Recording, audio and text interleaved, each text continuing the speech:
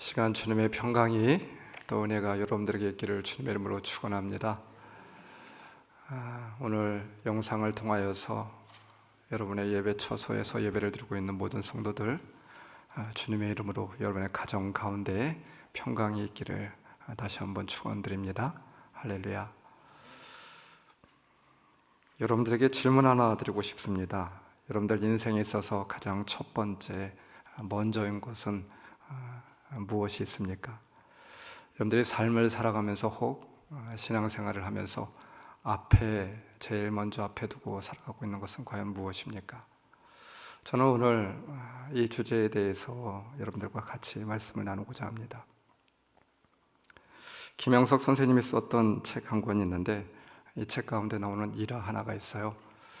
우리가 너무나도 잘 알고 있는 마라토너 손기정 웅 선생님의 이야기가 나옵니다.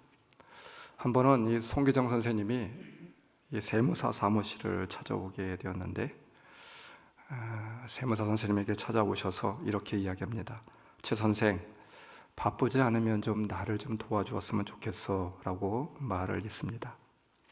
내가 요사이 어디서 상 하나를 받게 되었는데 그래서 공짜로 생긴 돈이 좀 있어 세금을 먼저 내고 써야겠다라고 하는 생각이 들어서 자네를 먼저 찾아왔는데 나를 좀 도와줬으면 좋겠습니다. 이렇게 말하였습니다.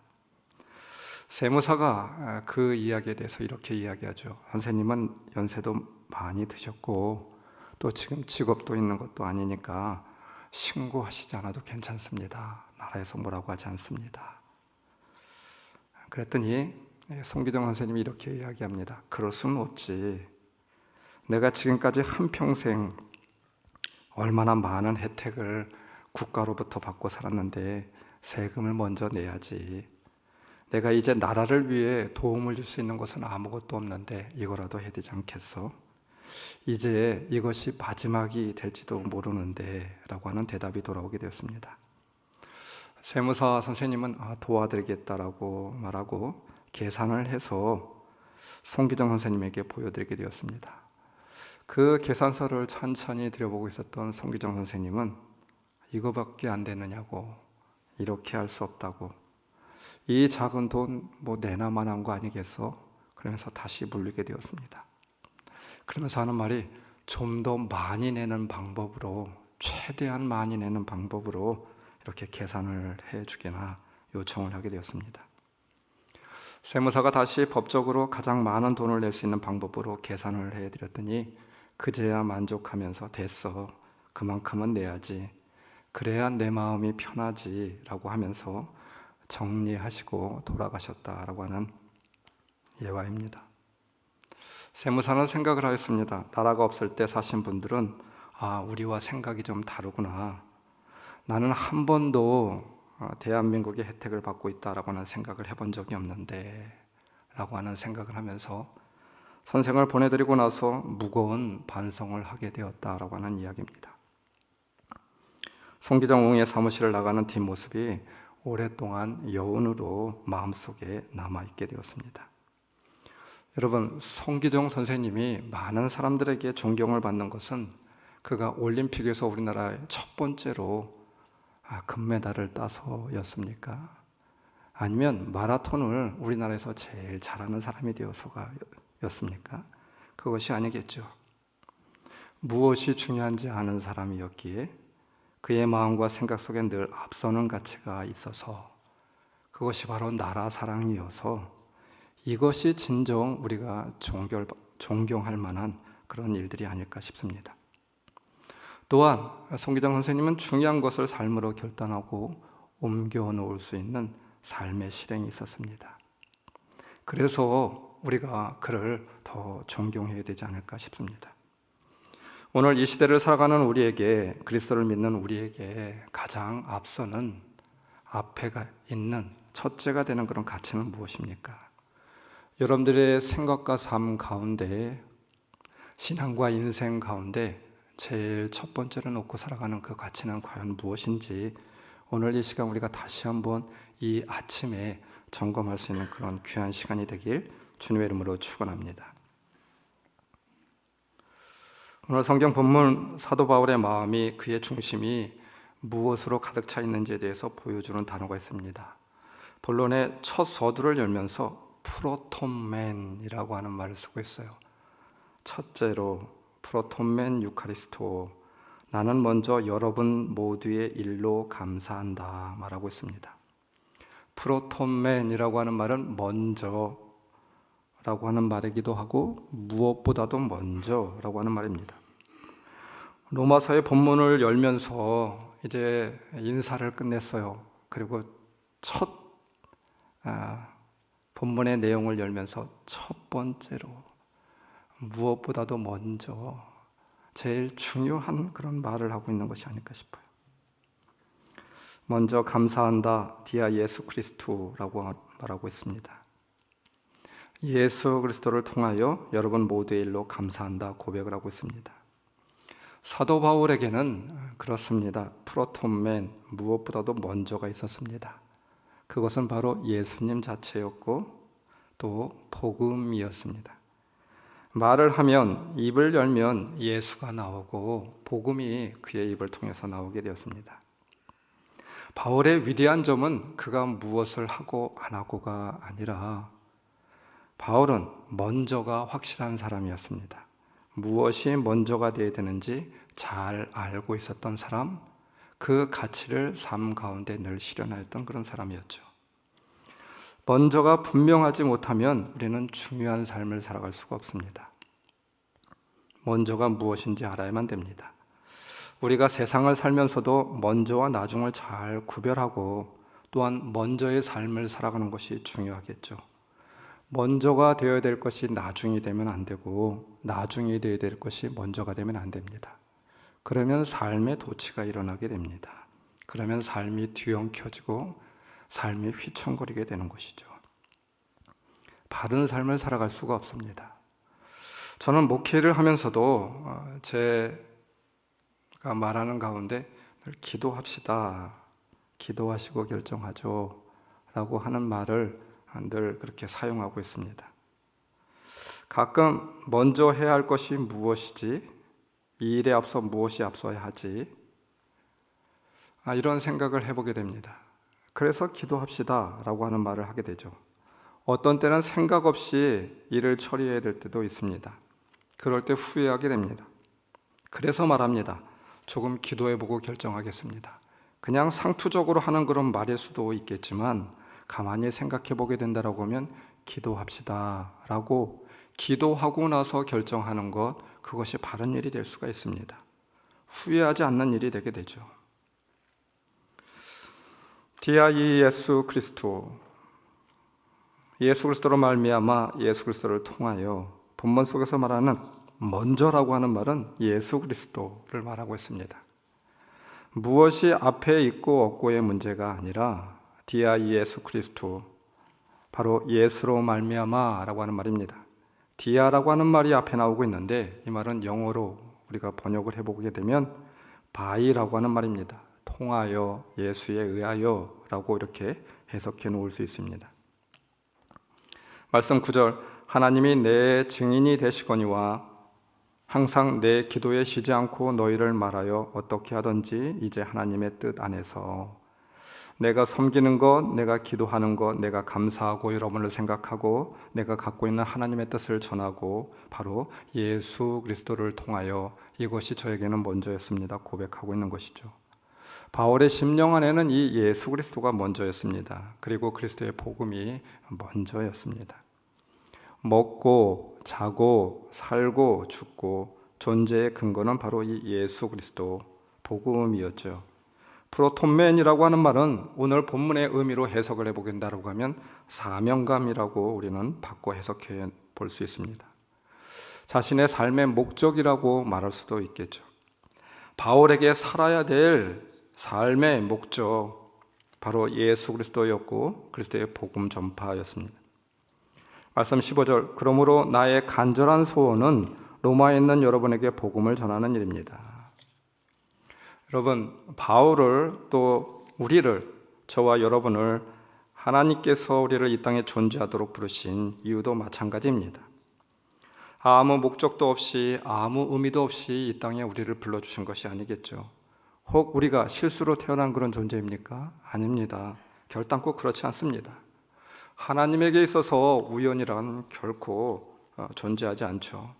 성경에 말씀하고 있어요. 참새 한 마리도 땅에 떨어지는 것 하나님께서 아신다라고 말씀하고 있습니다. 사람의 머리카락까지도 그 한 올까지도 세고 계시는 분이 하나님이시라고 말씀하고 있습니다. 우리는 세상에 우연히 던져진 그런 존재가 아닙니다.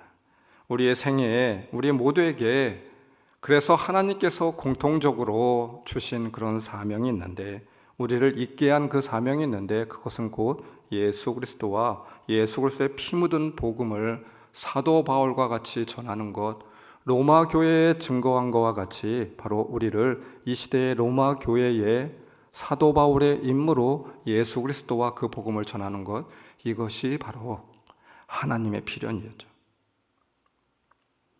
말씀 13절, 형제자매 여러분은 이것을 아시기 바랍니다. 여러분, 이것이 무엇입니까? 바울의 헌신의 출발점, 그것은 바로 소명감이었습니다. 하나님께서 나를 복음 증거를 위해 부르셨다라고 하는 분명한 확신이 있었어요. 15절, 여러분에게도 복음을 전하는 일입니다. 바울은 자신의 존재 이유를 복음 증거에 두고 있습니다. 바울은 로마를 방문하고 싶어 했습니다. 그런데 자꾸 길이 막혀요. 이 길의 막힘에 대한 좌절감은 편지의 말미에서도 나오고 있는데, 로마 방문은 개인적인 욕심을 채우기 위한 것이 아니라 철저하게 사명을 이루기 위한 것이었습니다. 하지만 계속해서 길이 막혀지게 되었습니다. 좋은 일을 하기 위해서 노력할 때 자꾸 길이 막히게 되면 참 어렵죠. 좌절하기 쉽습니다. 그런데 여러분, 길이 막혀 있기 때문에 오히려 더 로마서를 쓰게 되었다고 하는 것이죠. 로마로 가는 길이 막히지 않았다고 하면 로마서는 아마도 쓰여지지 않았을 것입니다. 그 귀한 성경의 보석과도 같다라고 하는 그 로마서, 이것이 쓰여지지 못했을 거예요. 바울은 여러 번 길이 막히자 자신이 할 수 있는 최선의 노력, 그 사명감으로 로마서를 쓰게 되었습니다. 결과적으로 이 로마서는 종교개혁을 일으킬 수 있는 가장 큰 영향력을 불러일으켰던 귀한 그런 성경책이 되었고, 오늘 이 시대에도 수없이 많은 사람들이 가장 사랑하는 그런 말씀으로 그렇게 읽혀지고 있습니다. 그래서 수많은 사람들을 감동시키고 있는 그런 말씀이 되고 있죠. 우리는 놀라운 하나님의 섭리를 느낄 수가 있습니다. 우리 인생이 힘들고 어렵고 좌절이 있다고 하여도 우리 심령에 존재해야 되는 것이 있습니다. 앞서야 되는 것이 있습니다. 그것은 무엇입니까? 주님께서 우리에게 주신 사명, 그것이 있다라고 하면 어떠한 문제도 문제되지 않아요. 어떠한 문제도 하나님께서 합력하여서 선을 이룰 줄 믿습니다. 그래서 사명이 있는 인생이 승리하는 인생이고 성공하는 인생인 줄 믿습니다. 확실한 목적이 있는 사명에 붙들림 받는 사람은 어떠한 유혹에도 흔들리지 않습니다. 확실한 목적을 붙드는 사람은 확신을 가지고 헌신의 자리로 나올 수 있게 되는 것이죠. 이것이 바로 이 목적이 나를, 여러분을 그렇게 살리게 되는 것이죠. 어느 목사님이 어떤 교장 선생님과 오랫동안 대화를 나누었던 것을 글로 적어 놓은 것을 보게 되었습니다. 이 교장 선생님은 아주 신실한 장로님이었대요. 교장 선생님이 심호하였던 고등학교가 남녀공학일 때 있었던 그런 일이었는데요. 이 학교 가운데 아주 문제가 많이 있었던 그런 학생들이 있었습니다. 자신이 세상에서 전혀 쓸모가 없다고 생각하고 여러 차례 자살까지 시도했던 여학생들이 있었는데, 이 6명의 학생들 참 문제였다라고 합니다. 훈계도 안 되고 징계도 안 되고 계도하려 할수록 더욱더 삐뚤어져 가기만 하였습니다. 부모님 말씀도 듣지도 않고 학교에 있는 선생님 말씀도 듣지 않고, 교장 선생님이 어떻게 해야 될까, 이 아이들을 어떻게 하면 그래도 바른 길로 인도를 할까 포기할 수 없었습니다. 그러면서 기도하면서 오랜 시간 끝에 결론을 내린 것이 있습니다. 이 학생들을 데리고 찾아간 곳이 있었다라고 해요. 정신박약아들이 있는 그냥 수용시설을 찾아가게 되었습니다. 거기 가서 교장 선생님은 자신과 함께 보살피는 봉사활동을 일주일 동안 하게 되었습니다.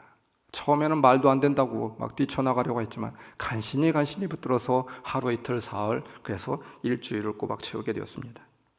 처음에는 불평이 터져 나왔죠. 거들떠보지도 않았습니다. 그런데 시간이 갈수록 그들의 태도가 바뀌어지기 시작하였대요.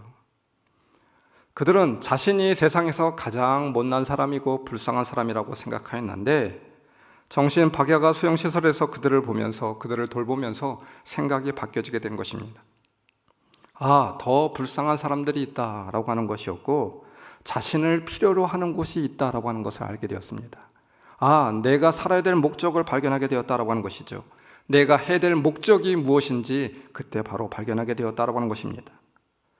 시설을 떠나는 마지막 날 그들은 눈물을 펑펑 흘리면서 회개를 하였다라고 해요. 그리고 이런 연약하고 어려운 사람들을 위하여서 살겠다 다짐하게 되었습니다. 그 이후로 이 6명의 여학생들의 삶은 어떻게 되었을까요? 보나마나한 것이었을 것입니다. 예화에서는 그 이후의 내용이 나와 있지 않아요. 여러분, 이들을 변화시키는 능력은 바로 그들이 살아야 될 목적을 발견하였다라고 하는 것입니다. 자신의 인생을 던질 수가 있는, 흔들 수가 있는 그 깃발, 사명의식, 목적의식, 사명감을 발견하게 되었다라고 하는 것이죠. 인간의 존재 의미와 가치도 사명에 의하여서 정하여집니다. 사명의식이 없으면 우리는 허망한 삶을 살아갈 수밖에 없어요. 이 삶이 옳은 것인지 옳지 않은 것인지 알지도 못하면서 살아갈 수밖에 없습니다. 살면서도 무엇을 위하여 살고 있는지 깨닫지 못합니다. 사도 바울은 분명하게 말하고 있습니다. 위대한 삶의 비결 예수 그리스도, 복음을 위하여. 그리스도인 모두가 이러한 사명에 이끌려갈 때 하나님을 영화롭게 할 수 있고 그 삶이 풍성해지고 하나님이 기뻐하는 삶을 살아갈 수 있게 되는 것이죠. 여러분, 그렇다라고 하면 그리스도인에게 이 소명감, 사명감만 있으면 충분한 것인가요? 소명의식이, 사명의식이 있다고 하는 것이 도대체 무엇을 말하고 있는 것입니까? 성경은 한 걸음 더 나아가 바로 복음이 무엇인지 말씀해 주고 있습니다. 말씀 15절, 그러므로 나의 간절한 소원은 로마에 있는 여러분에게 복음을 전하는 일입니다. 말씀 16절, 나는 복음을 부끄러워하지 않습니다. 이 복음은 유대 사람을 비롯하여 그리스 사람에게 이르기까지 모든 믿는 사람을 구원하는 하나님의 능력입니다. 이 복음이 도대체 무엇입니까? 복음의 능력이 무엇을 말하고 있는 것이겠습니까? 바울은 오늘 성경 본문을 보게 된다라고 하면, 로마서 전체를 보게 된다라고 하면 늘 복음과 자신을 연결시키고 있습니다. 바울은 언제나 복음이 나오면 곧장 그 자신과 연결을 시켜놓고 있어요. 로마서 16장 25절, 내가 전하는 복음, 나의 복음이라고 말하고 있습니다. 마이 가스펠이라고 말하고 있어요. 자신과 복음을 결코 떼어 놓을 수 없는 불가분의 관계의 것으로 이해하였습니다. 그가 알고 그가 믿고 있는 복음은 이미 그 자신이 몸으로 체험한 복음이라고 하는 것이죠. 복음은 말뿐인 것이 복음이 아니고, 말로 전하는 것이 복음이 아니고, 교리적인 알미 복음이 아니다, 이 말입니다. 사도 바울은 이 영광의 복음이야말로 나를 변화시킨 복음이고 지금도 내 속에서 역사하는 복음임을 말하고 있습니다. 내가 목숨을 걸고 확신하는 복음, 내가 체험한 복음, 이것을 역설하고 있는 것이죠. 주님께서는 많은 제자들에게 이렇게 물었습니다. 가이사랴 빌립보의 질문입니다. 사람들이 인자를 누구라고 하느냐? 어떤 제자는 세례 요한, 또 어떤 제자는 엘리야, 또 어떤 제자는 선지자 중에 하나이다 라고 말하였습니다. 그 대답을 듣고 주님은 단도직입적으로 제자들에게 이렇게 다시 질문을 하죠. 너희는 나를 누구라고 생각하느냐? 누구라고 하느냐? 예수님은 제자들 자신의 고백을 듣기를 원하였습니다. 다른 사람들이 누구라고? 아니, 너희는 누구라고 생각하느냐? 그때 베드로가 주는 그리스도시요 살아계신 하나님의 아들이시니이다. 그렇습니다. 예수님은 다른 누구의 고백이 아닌 나의 고백, 나의 믿음의 고백, 나의 복음을 듣기를 원하시고 있는 것이죠. 어떤 성도는 전도를 하면서, 심지어 전도를 하면서도 이렇게 이야기를 하는 성도도 있습니다. 예수를 믿으면 성경에 구원을 얻는다고 써 있습니다. 여러분, 맞는 말입니까? 틀린 말입니까? 예, 맞는 말입니다. 예수를 믿으면 구원을 얻습니다. 성경에 써 있습니다. 그러나 이것 가지고는 부족합니다. 이것은 전도가 아니죠. 담대한 나의 믿음의 고백이 담겨져 있어야만 됩니다. 누가 그러는데 기도하면 기도에 응답이 있다고 하니 같이 기도합시다. 맞는 이야기입니다. 여러분, 그러나 충분하지 않습니다. 이것은 복음 증거가 아닙니다. 성도는 증인이라고 말하고 있죠. 증인은 본 것을 전하는 사람입니다. 예수가 능력입니다. 십자가가 구원의 능력입니다. 예수님만이 나의 유일한 소망입니다. 내 것, 내 능력, 내 구원, 내 신앙, 내 간증, 내 믿음이 담겨져 있어야 되는 것이겠죠. 내가 믿는 예수, 내가 믿는 복음, 내가 체험한 복음, 그것을 전해야만 됩니다. 그래서 복음 증거는 1인칭입니다.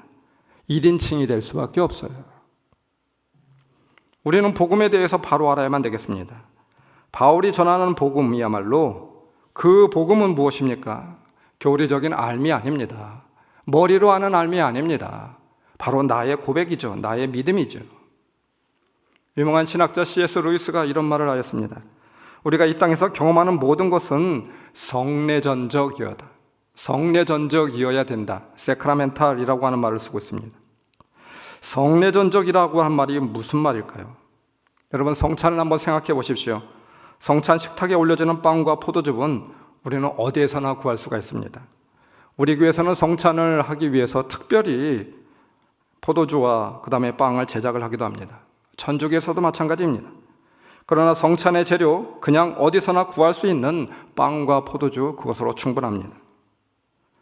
그러나 성탄 식탁에 올려진 보통의 빵과 포도즙은 우리가 먹어야 할, 그리고 먹고 있는 영원한 양식과 음료를 생각하게 만들고 있죠.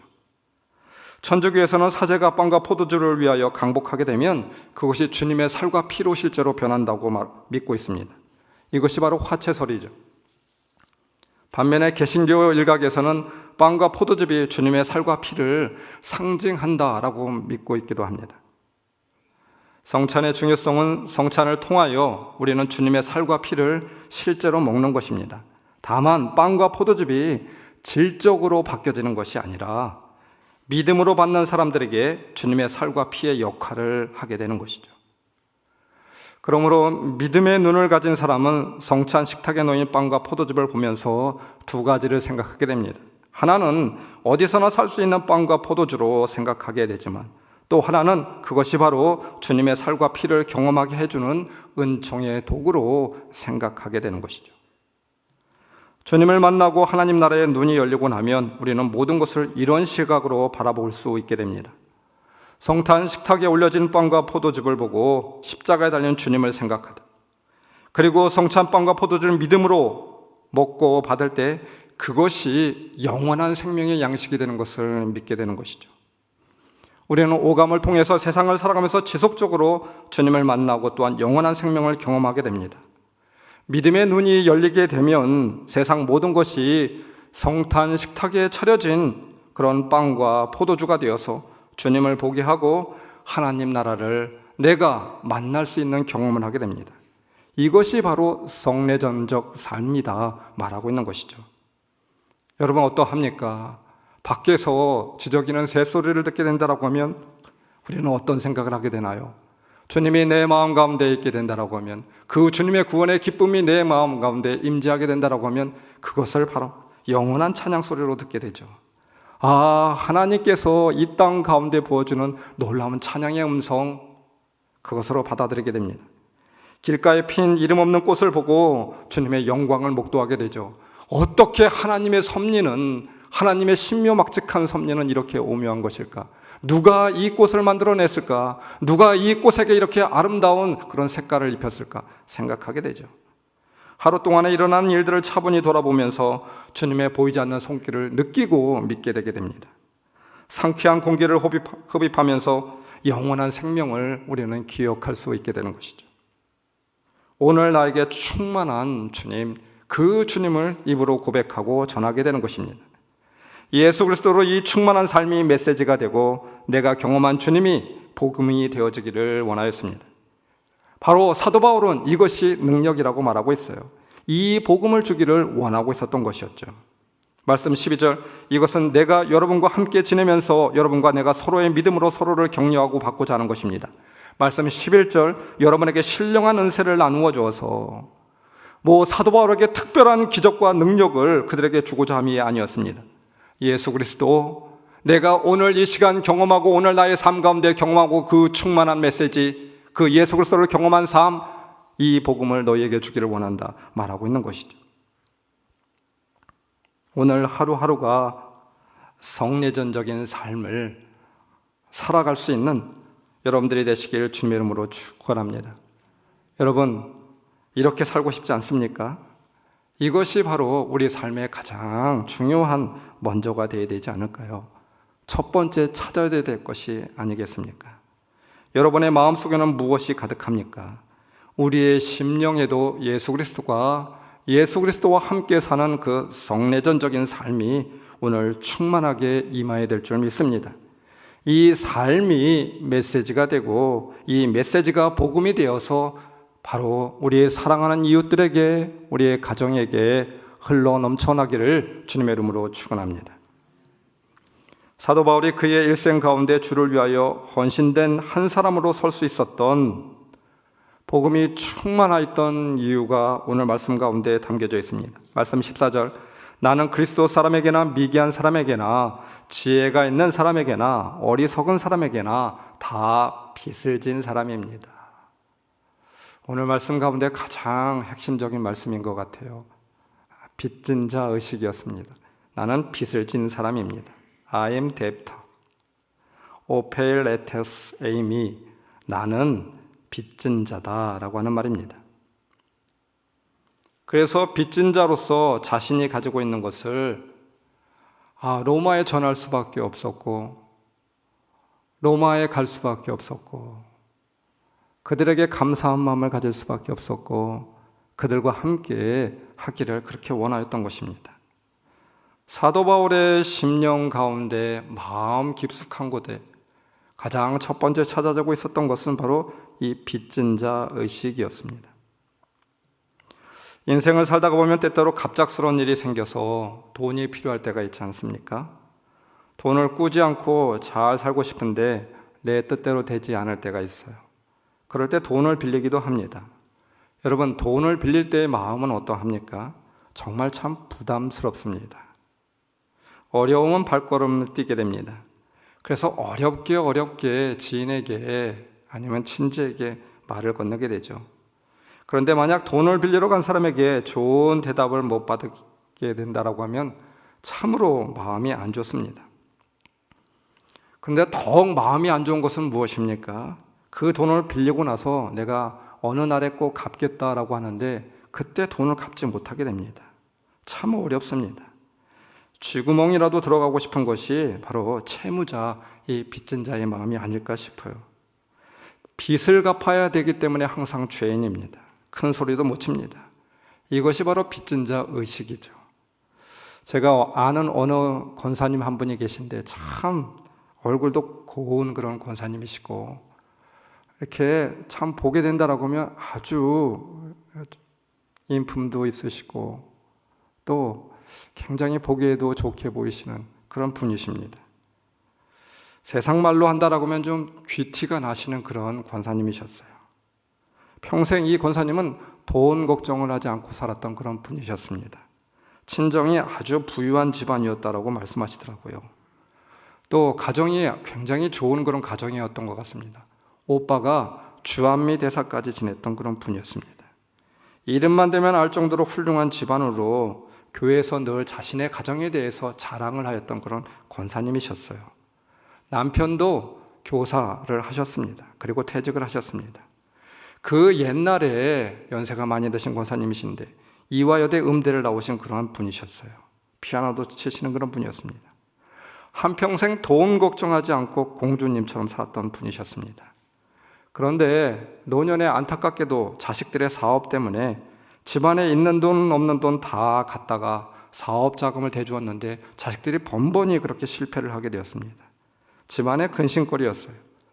마지막에는 PC방 사업을 하겠다라고 하여서 돈을 가져가게 되었는데 집에 돈이 없었습니다.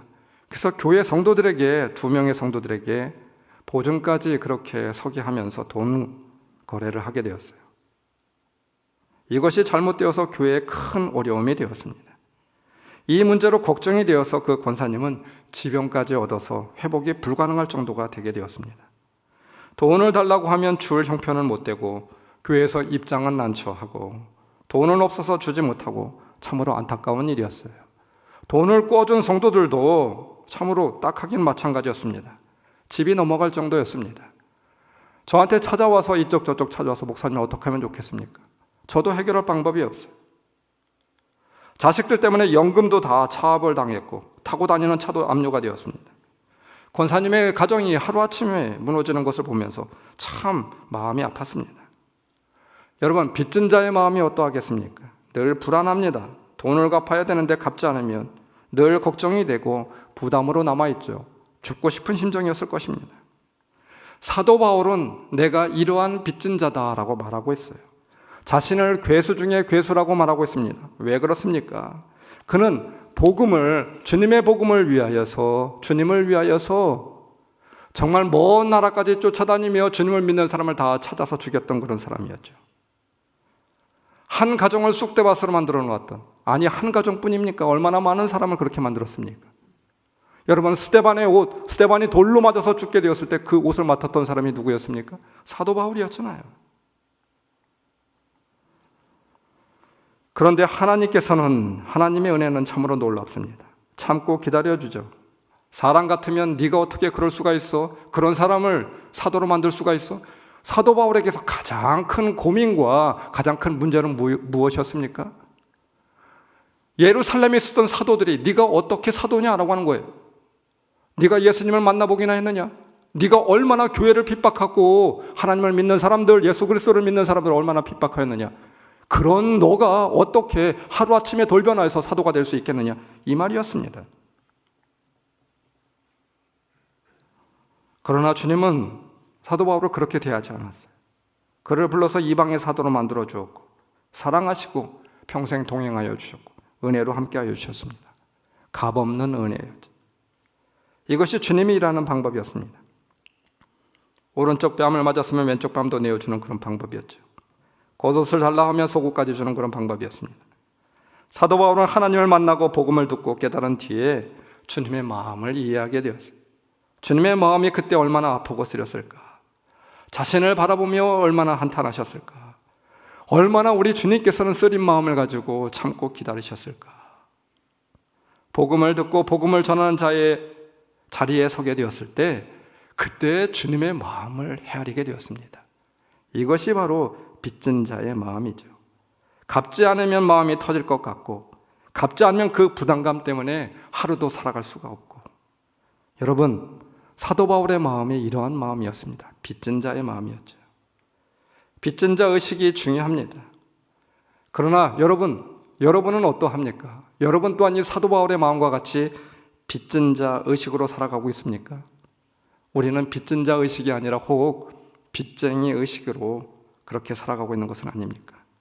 여기에 안타까움이 있죠. 제가 처음 대학교 입학하고 설레는 마음으로 수업을 받았던 첫날 아직도 기억하고 있습니다. 교수님이 하신 말씀이 있었어요. 제군들이 오늘에 이르기까지 얼마나 큰 희생과 수고와 사랑이 있었음을 제군들은 늘 잊지 말아야 하네 라고 하는 말씀이셨습니다. 그러면서 정말 제가 충격이었던 것은 또 이런 말씀을 하셨습니다. 제군들이 오늘 여기에 온 것은 또 다른 누군가가 낙방하였기 때문에 당신들이 여기에 있는 거네. 이런 말씀을 하시더라고요. 그뿐만이 아니라 수없이 많은 사람의 희생과 빚짐에 의하여서 일생 동안 그것이 바로 오늘에 이르렀음을 기억하며 살아야 되는 것. 학교에 다니고 대학에서 어떤 공부를 하고 이것이 중요한 것이 아니라 이 빚진 자의 마음을 가지고 살아가는 것, 이것이 가장 중요한 일임을 제군들은 기억하게 라고 하는 말씀이었습니다. 저한테는 참 신선한 충격이었습니다. 누군가 낙방하였다라고 하는 것이 그 희생이 바로 내가 오늘 합격하였다라고 하는 그런 말이었습니다. 수십 년이 지난 지금까지도 대학에서 공부한 학문은 하나도 생각이 안 나요. 그런데 이 한마디 말만 저는 기억하고 있습니다. 항상 빚진 사람들이라고 하는 마음으로 인생을 살았으면 좋겠다라고 하는 말씀이셨어요. 빚진 자 의식으로 살아가는 것, 이것이 중요합니다. 그렇습니다. 우리는 빚진 자이기 때문에 빚진 자답게 살아야만 됩니다. 그런데 우리는 어떠합니까? 가정에서 우리는 빚진 자가 아니라 늘 뻔뻔한 빚쟁이로 살아가고 있는 것 같아요. 내 자녀에게, 내 남편에게, 내 아내에게 나는 늘 빚진 자인데 오히려 빚진 자가 아니라 빚쟁이로 서 있습니다. 그러니 그 가정이 행복할 리가 없어요. 교회 공동체는 어떠합니까? 저는 우리 오래 믿고 있는 우리 성도들의 가장 큰 적은 뻔뻔함이라고 생각합니다. 뻔뻔함을 버려야 되는데 점점 가면 갈수록 뻔뻔해지는 것 같아요. 뻔뻔함에 익숙해져서는 안 됩니다. 신앙생활을 하면서도 하나님께서는 하나님 앞에 신앙생활을 하면서 하나님이 나에게 무엇을 해줘야 되고 하나님은 내가 원하는 기도에 응답하셔야 되고 여러분 우리는 늘 빚쟁이 의식을 가지고 신앙생활을 하고 있어요. 아니죠. 빚진 자가 아니라 빚쟁이 의식을 가지고 살아가는데 여기에 기쁨 평안이 찾아질 리 없습니다. 이것은 신앙이 아닙니다. 누구 하나 빚진 자라고 하는 의식이 없어요. 다 빚을 받아내려는 마음과 태도로 살아가고 있어요. 그래서 세상이 삭막해지는 것이죠. 분쟁과 갈등이 존재하고 있는 거 아니겠습니까? 바리새인과 세리의 기도를 우리는 잘 알고 있습니다. 바리새인은 자신의 행위에 대해서 자랑을 합니다. 나는 일주일에 몇 번 금식도 하고 봉사와 11조도 하고 나는 의로운 자라고 하는 것이죠. 인정받아야 되는 그런 존재라고 하는 것입니다. 그런데 바리새인의 실수는 무엇인 줄 아십니까? 주님이 책망한 이유는 무엇인 줄 아십니까? 빚진 자가 아니라 빚쟁이로 서 있었던 것입니다. 그러니 모든 것이 다 그릇되어질 수밖에 없었어요. 여러분, 반면에 세리는 어떠하였습니까? 그의 행위가 옳다라고 하는 것이 아닙니다. 그는 죄인입니다. 마땅히 죄를 받아야 마땅합니다. 그런데 그의 마음 가운데 가장 귀한 것 바로 빚진 자 의식이 있었습니다. 주님께서 그것을 기뻐하셨던 것이죠. 에이미 오페일레토스, 나는 빚진 자다 라고 하는 그런 의식입니다. 이것이 우리의 중심에 먼저가 되면 문제가 되지 않습니다. 우리는 사도 바울처럼 빚진 자입니다. 주님이 만나주지 않았으면 우리의 삶은 구원받지 못하였어요. 우리가 뛰어나서 우리가 뭐 잘한 것이 있어서가 아니었습니다. 주님의 은혜이고 주님의 사랑이었죠. 그래서 우리는 빚쟁이 의식이 아닌 빚진 자로 살아야 될 줄 믿습니다. 사랑하는 성도 여러분, I am debtor. 그는 스스로 빚진 자라고 선포하고 있어요. 무엇을 하고 안 하고가 아니라 우리 심령에 이와 같은 빚진 자 의식이 먼저 존재해야 될 줄 믿습니다. 이것이 바로 모든 그리스도인의 사명 의식이 되어야 될 줄 믿습니다. 여기로부터 시작하는 것이죠. 이 고백이 여러분들에게 다시 한번 새로워질 수 있기를 주님의 이름으로 축원합니다. 오늘 이 시간 우리 찬양 하나 부르고 우리 통성으로 기도합시다. 그 크신 하나님의 사랑 찬양 부르고 우리 통성으로 기도하도록 하겠습니다.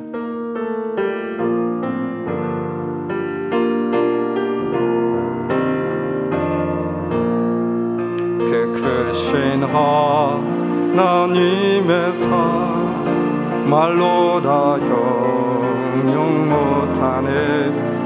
저 높고 높은 별을 넘어 이 낮고 낮은 땅 위에 죄범한 영혼 구하려 그 아들 보내사 화목제물 삼으시고 죄 용서하셨네.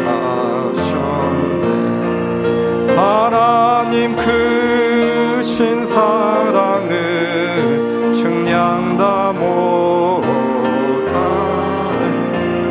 영원히 변치 않는 사랑 성도여 찬양하세.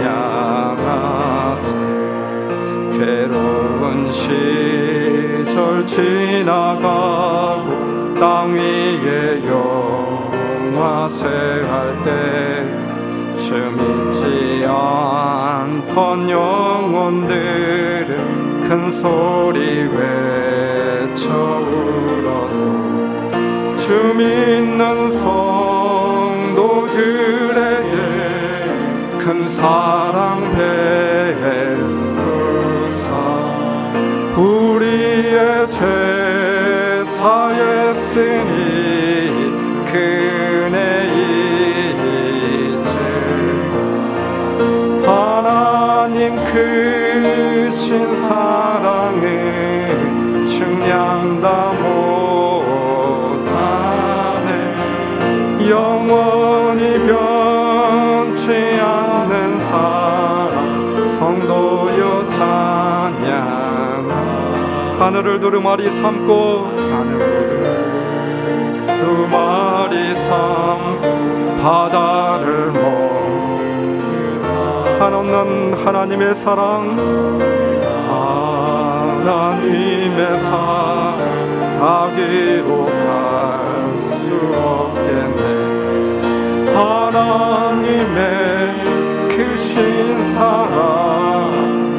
어찌 닿았을까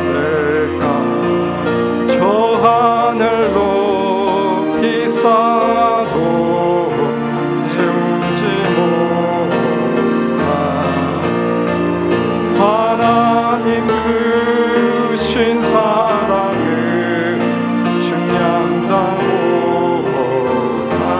못하네 영원히 변치 않는 사랑 성도여 찬 오늘 이 시간 우리 말씀을 기억하며 우리 통성으로 기도합시다. 하나님